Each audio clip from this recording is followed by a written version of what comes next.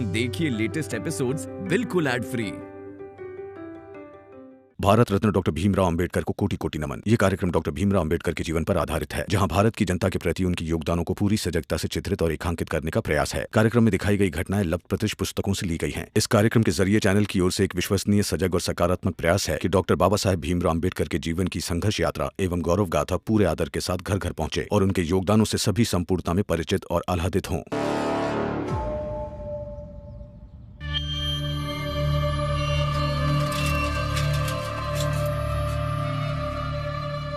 मालिक, मालिक, प्रणाम मालिक, मालिक, मालिक, पिछली बातों के लिए माफ कर दीजिए मालिक। अभी आप ही से मिलने के लिए आ रहे थे, भाग्य अच्छा है यही मिल गए। मुझसे मिलने के लिए आ रहे थे आप लोग? नहीं नहीं नहीं नहीं नहीं नहीं, मुझसे मिलने के लिए नहीं आ रहे थे। आप लोग आ रहे थे अपनी मौत से मिलने के लिए। क्या क्या कहा था कि विदेश जाऊंगा तो मर जाऊंगा? हाँ देश, देश का तो पता नहीं, मेरे सामने थोड़ी देर और खड़ा रहा तो यहीं गाड़ दूंगा, समझा? मालिक मालिक मालिक मालिक, हमारी बात तो सुन ली थोड़ी। मालिक की इस सुरेश रमेश की जिंदगी में वो भीम के कारण बहुत दिक्कत आ गई है मालिक। तो मालिक क्या करूं? कौन है रमेश सुरेश? जन कल्याण छोड़ दिया है मैंने यहाँ पर। अब किसी की कोई मदद नहीं करूंगा मैं। आया था ना, आया था मदद करने तुम लोगों की। क्या किया तुम लोगों ने? उस भीमराव के साथ चले गए, उस भीमराव के सामने बेइज्जत कराया, मुझे जलील कराया। हाँ? एहसान फरामोश। निकलो यहां से और दोबारा शक्ल मत दिखाना अपनी। तुम लोग रुको, मैं बात करता हूँ। मालिक, मालिक, मालिक,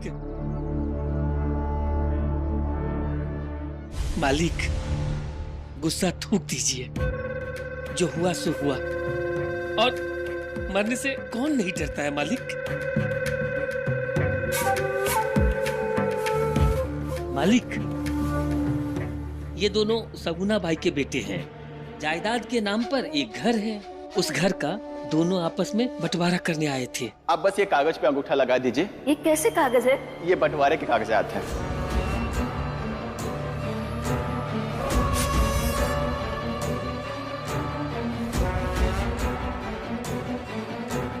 जब तक बंटवारे में इनका हिस्सा नहीं बन जाता तब तक ये अंगूठा नहीं लगाएगी। अब जो हुआ सो हुआ, अब इन दोनों का मार्गदर्शन कीजिए ताकि ये भीम के प्रकोप से बच सके। ये मेरा दयालु स्वभाव समझता है। जा भेज उन दोनों को। खड़ा गया, जा। जी मालिक, धन्यवाद। जाओ, मालिक बुला रहे हैं, जाओ। प्रणाम मालिक। तुम दोनों की समस्या बहुत जटिल है, लेकिन चिंता मत करो, एकदम सही व्यक्ति के पास आए। एक उपाय है, एक उपाय है। बस तुम लोगों को एक छोटा सा काम करना होगा। मालिक, हम जायदाद के लिए कुछ भी करेंगे। जी मालिक। बहुत खूब, तो मार दो बुढ़िया को, मार दो बुढ़िया को और सारा इल्जाम लगाओ उस भीमराव पर। देखते ही देखते सारा खेल पलट जाएगा। क्या हुआ? सांप सूंघ गया क्या? देखो, फैसला तुम लोगों को करना है। लेकिन मालिक, ये रुको, ध्यान से सुनो। या तो जायदाद से संतोष करो, या फिर 2-4 दिन में जाने वाली माँ से। फैसला तुम्हारा है, सोच लो। ले अब एमा हम लोग क्या कर सकते हैं? अब फैसला तो सुरेश और रमेश का ही करेंगे।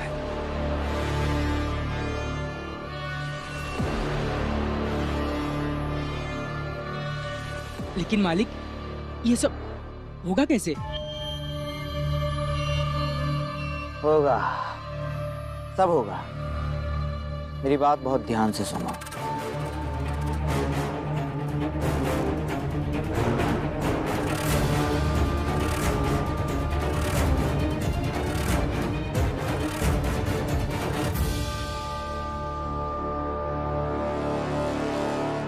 अरे ये दोनों तो बहुत लालची और गंदे लोग हैं भाई। अपनी माँ को मारने के लिए तैयार हो गया। हितेश बाबू, तुम भी अजीब हो। माँ उसकी, जायदाद उनकी, वो चाहे मारे पीटे, हमें क्या करना है? हमें तो बस उस भीम को फंसाना है। मालिक जैसा जैसा आप बोला है, कहेंगे वैसा ही हम करेंगे। रमेश, सुरेश, अरे कहाँ गए ये लोग? बिना बताए कहाँ चले जाते हैं ये? कहाँ गए होंगे? दलिया अम्मा, मेरे बेटे रमेश सुरेश को देखा आपने? नहीं तो, लेकिन अभी थोड़ी देर पहले तो यहीं थे ना। सगुना बाई यहीं कहीं होंगे, आ जाएंगे। दुखी हो गए क्या? दुखी होके चले गए? भाभी, हाँ चलो खाना बन गया है, खा लो। अरे अरे यही कहीं गए होंगे, आ जाएंगे, घूमने गए होंगे, चलो। कैसी बातें करती हो जीजाबाई? मेरे बेटे हैं वो, कहाँ चले गए हैं पता नहीं, बोल कर भी नहीं गए।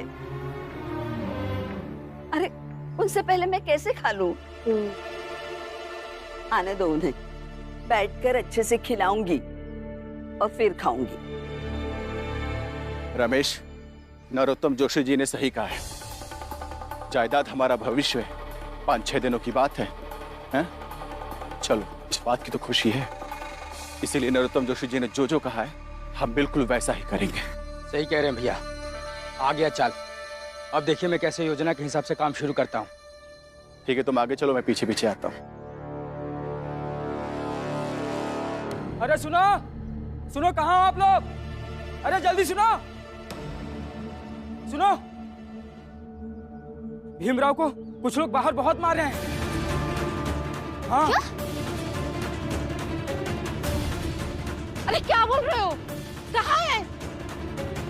कौन और कहाँ मार रहे हैं? स्टेशन जाने के रास्ते पे जो इमली का पेड़ है ना, वहीं पर। चलो चलो। पता नहीं अब कौन सा नया नाटक किया है भीम ने, देख कर आती हूँ।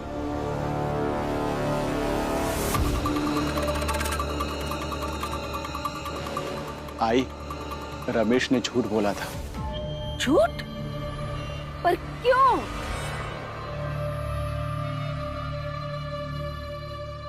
अच्छा, समझ गई। इसलिए सबको यहाँ से भगा दिया ताकि मैं अंगूठा लगा सकूं।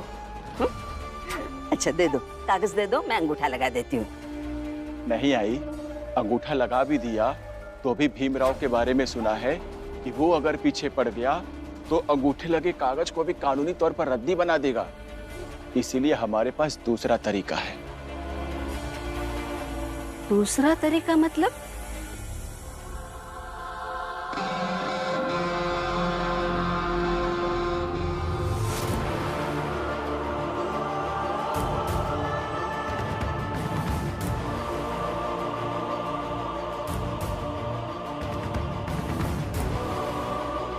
आपने किसी को लड़ते हुए देखा यहाँ पर? भाव, यहाँ कोई झगड़ा हुआ क्या? कोई मारपीट हुई क्या? मैं तो बहुत देर से यहाँ पे हूँ, यहाँ तो कोई झगड़ा नहीं हुआ है। रमा, आप सब यहाँ क्या कर रहे हैं? आप वो सब छोड़िए, अब ठीक तो है ना? आपको कुछ हुआ तो नहीं ना? और कौन थे वो लोग जिनसे आपकी लड़ाई हुई? कौन लोग? कैसी लड़ाई? मेरी किसी से लड़ाई नहीं हुई। मैं तो अपने ऑफिस गया था, वहाँ पे सर नहीं थे तो वापस आ रहा था, फिर रास्ते में बाबा मिले। वो भीम, सगुना बाई के बेटे ने बोला कि तुझे कोई मार रहा है, इसलिए हम लोग भागकर यहाँ पर आ गए। क्या? वो सब कहाँ है?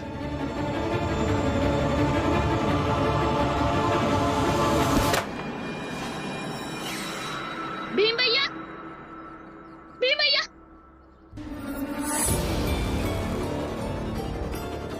कहीं आप भीम भैया की किताबें तो नहीं चला रहे? जाके मैं भीम भैया को सब कुछ बता। अरे कहाँ जा रहा है, इधर ही रुक। हैं? रुक रुक, देख अभी क्या होता है।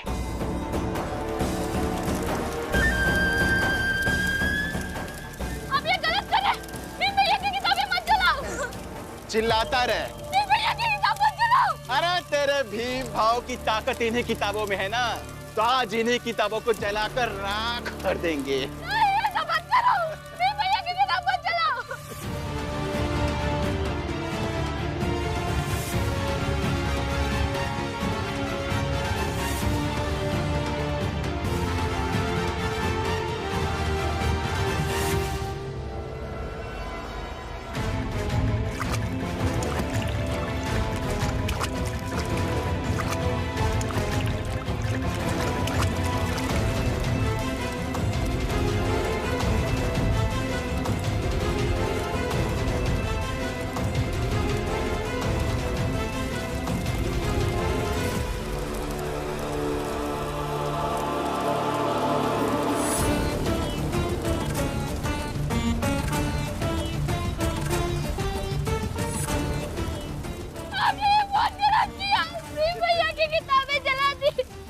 अब भीमराव को समझ में आएगा कि हमारे मसले से दूर रहने में ही भलाई है। भीमराव ने हमारे कागज फाड़े थे ना, हमने उसकी किताबें ही जला दी। भैया की किताबें। चल अभी रोता रहा खड़ा होके।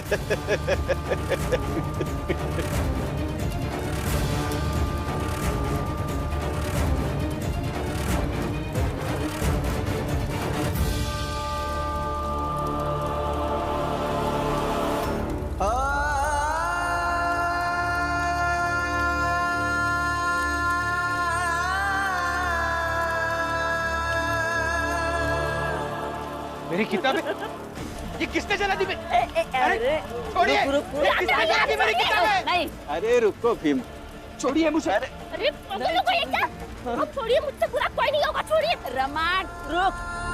पहले भी तेरी सास ने किताबें जलाई थी ना, तभी उसे समझाया नहीं कि दूसरों के मामले में मत पड़। अब ये जलती हुई किताबें देखकर अपने पति को समझा देना कि दूसरों के मामले में न पड़े।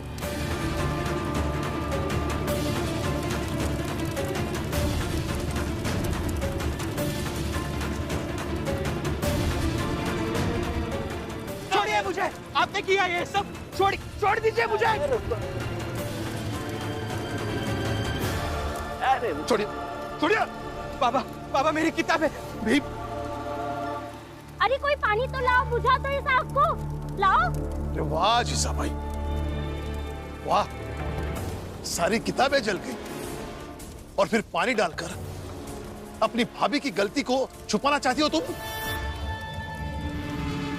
भाभी की गलती? अरे हाँ, आपका बेटा तो कोई गलती करता है ही नहीं। अगर इनके बंटवारे के बीच में ये नहीं पड़ता तो ऐसा कुछ होता ही नहीं। हर किसी के फटे में टांग अड़ाने की आदत क्यों है आपके बेटे को? आई, मर्यादा तोड़ने पर मजबूर मत कीजिए। ये छात्रवृत्ति के पैसे से ये किताबें लाई थी, अब फिर से कहाँ से आएंगी किताबें? ये सब पहले सोचना चाहिए था।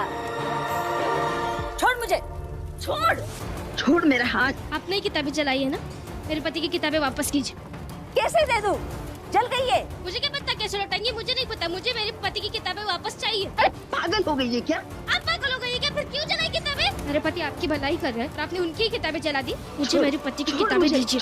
रमा, छोड़। रमा, छोड़ो इनका हाथ। नहीं, छोड़ो रमा, हाथ छोड़ो इनका हाथ।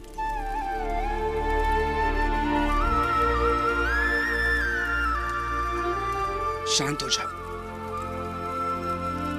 कुछ किताबें जल जाने से सब कुछ खत्म नहीं होगा।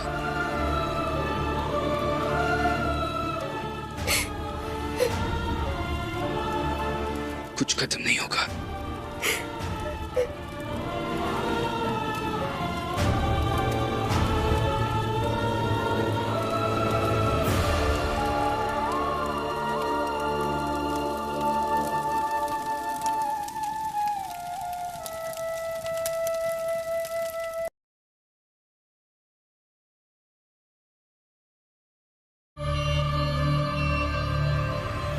मुझे लगता है कि सब लोग सो गए हैं। चल के आई का गला दबा के मार देते हैं। और सुबह हम दोनों भाई पुलिस के पास जाके ये बयान दे देंगे कि हमारी आई ने भीम की किताबें जला दी थी, इसीलिए उसने हमारे आई को मार डाला। हाँ, चलिए धीरे से।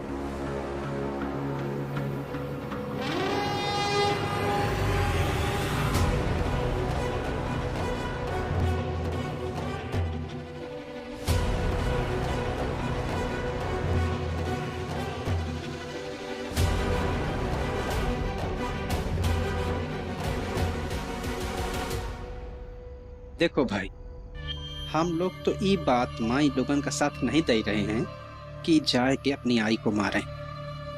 बस रोक ये लिए नहीं रहे हैं कि वो भीमराव फंस जाए और जेल चला जाए, तो हम लोगन का तो फायदा ही होएगा ना। हाँ बाबू, बस एक बार ये भीमराव फंस जाए तो रोज रोज के भाषण से छुटकारा मिल जाएगा।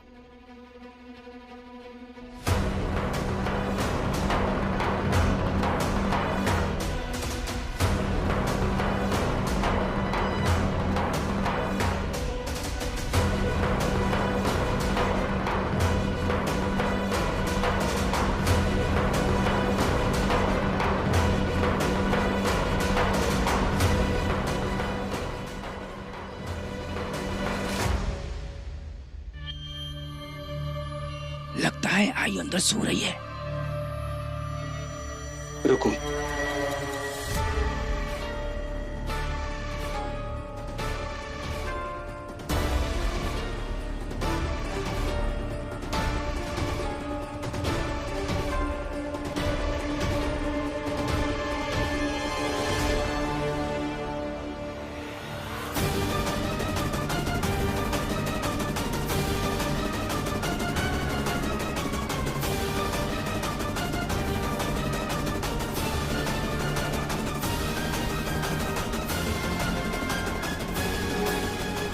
भैया जल्दी करो, कोई आना जाए।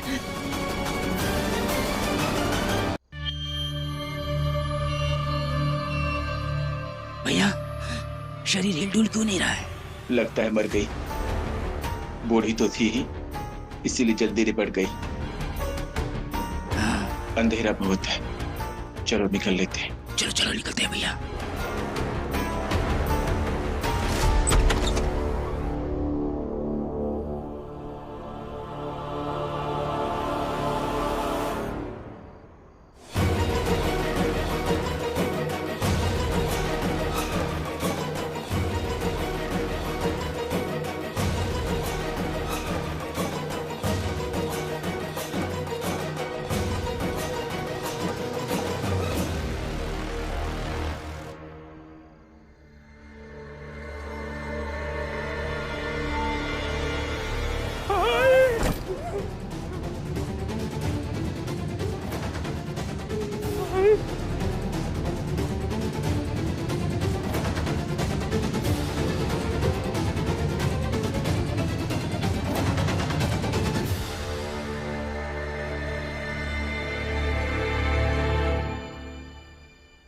राक्षस पाले थे मैंने, राक्षस जो मुझे ही मारने लगे।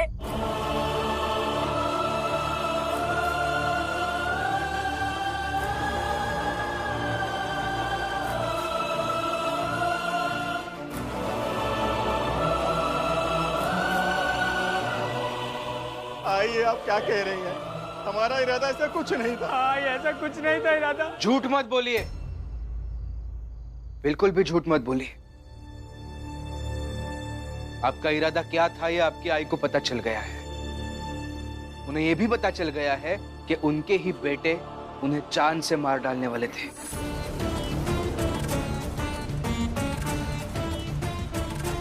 और मुझे तो आपकी योजना पहले ही पता चल गई थी, इसलिए मैंने और रमा ने मिलकर इन्हें वहां से हटा लिया। और आप हितेश काका, जोखू काका, जनार्दन काका के साथ नरोत्तम जोशी से भी मिलकर आए ना।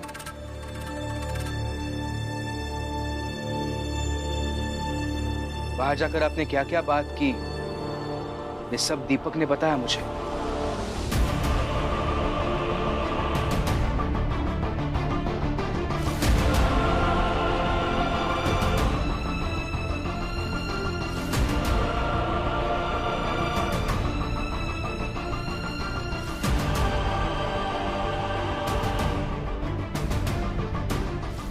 भीम भैया, मैंने शगुना मामी के बेटों को नरोत्तम जोशी जी से बात करते हुए सुना।